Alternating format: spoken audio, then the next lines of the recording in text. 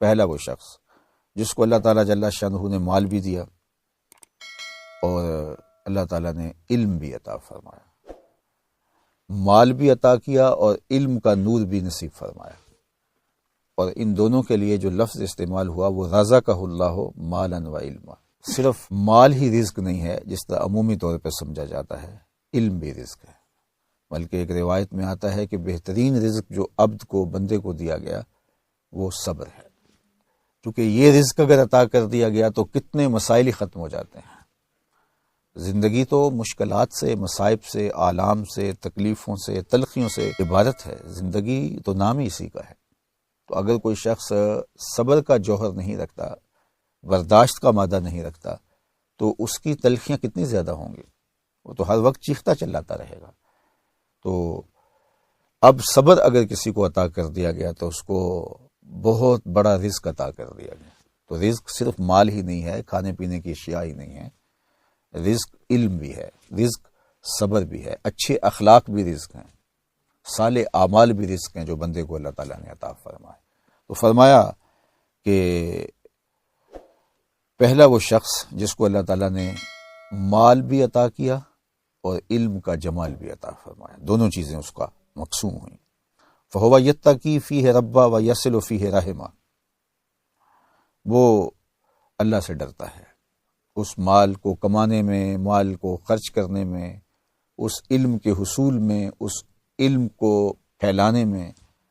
وہ اللہ سے ڈرتا ہے اور بہت محتاط زندگی گزارنے کی کوشش کرتا ہے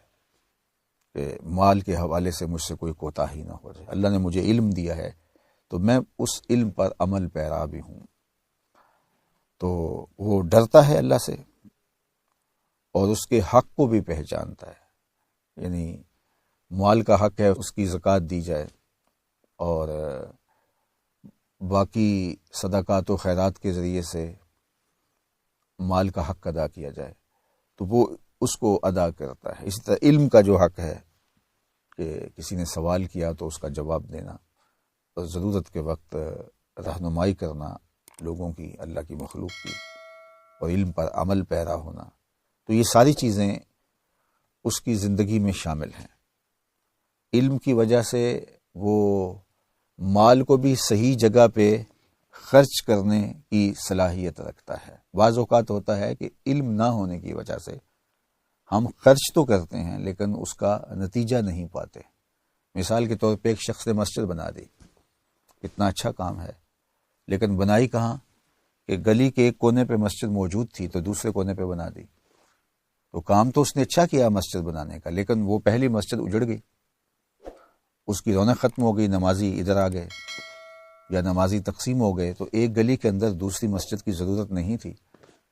تو وہ اگر کسی ایسے محلے میں جاتا جہاں مسجد کی ضرورت تھی تو وہاں جا کے مسجد بناتا، تو وہ علم اس کو بتاتا کہ یہاں ضرورت نہیں ہے، وہاں ضرورت ہے۔ وہی کام جو اس نے کیا ہے اس میں اجر و ثواب وہ پاتا۔ اور بہت سارے ہمارے ایسے معاملات ہیں کہ ہم نیکی سمجھ کے کر رہے ہوتے ہیں لیکن اس سے معاشرے کے اندر شر، فساد، فتنہ اور اختلاف اور کیا کچھ پیدا ہو جاتا ہے۔ تو علم بتاتا ہے، اگر اللہ تعالیٰ کسی کے باطن کو علم کے نور سے مالا مال کر دے تو وہ پھر علم کے ذریعے سے اپنے مال کو خرچ کرے گا، اور کہاں خرچ کرنا ہے اور کہاں اس کی ضرورت ہے اور کہاں اس کی زیادہ ضرورت ہے، ترجیح کیا ہے، یہ ساری چیزیں وہ جانے گا اس علم کے ذریعے سے۔ اور ارشاد فرمایا کہ وہ شخص صلہ رحمی بھی کرتا ہے، یعنی یہ نہیں کہ پیسے آگے ہیں تو رشتہ داروں سے دور ہٹ گیا،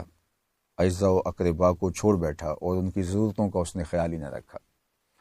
اب تو اللہ نے مال کے ذریعے سے اس کو ممتاز کیا ہے تو وہ خاندان کو سنبھالنے کی کوشش کرے، اپنے رشتہ داروں اور اعزاء و اقربا کو سپورٹ کرے، ان کی مدد اور نصرت کرے، ان کے مشکل کے وقت کام آئے، چونکہ اللہ نے اس کو مالی طور پہ آسودہ بنایا ہے، تو وہ اس بات کا خیال رکھتا ہے، رشتہ داریاں نہیں ٹوٹنے دیتا اور اپنے مال کو لوگوں کی، بالخصوص رشتہ داروں کی ضرورت کے لیے خرچ کرتا ہے۔ اور پھر ارشاد فرمایا وَيَعْلَمُ لِلَّهِ فِيهِ حَقًّا، اور اس میں جو اللہ کا حق ہے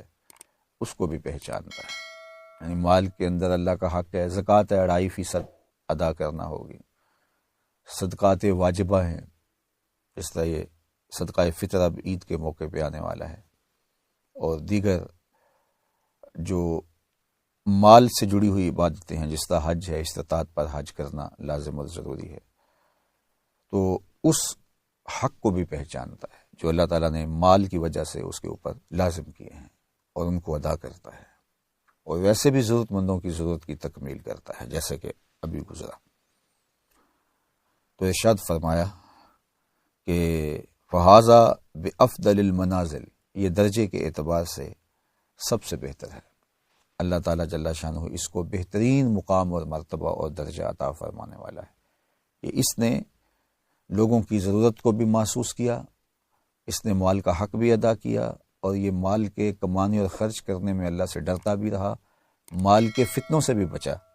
مال کی وجہ سے غرور، تکبر، رعونت، یہ ساری چیزیں جو اس کے ساتھ جڑی ہوئی آتی ہیں، ان سے بھی اللہ کے دیے گئے علم کی وجہ سے،